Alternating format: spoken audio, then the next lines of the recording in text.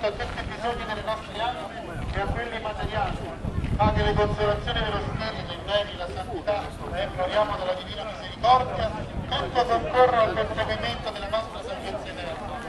Padre nostro che sei nei cieli, sia santificato il tuo nome, venga il tuo regno, sia fatta la tua volontà come in cielo così in terra.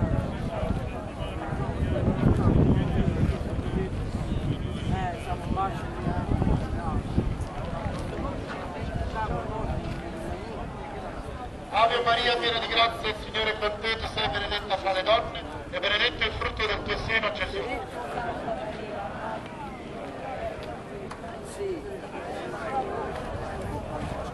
Gloria al Padre, al Figlio e allo Spirito Santo.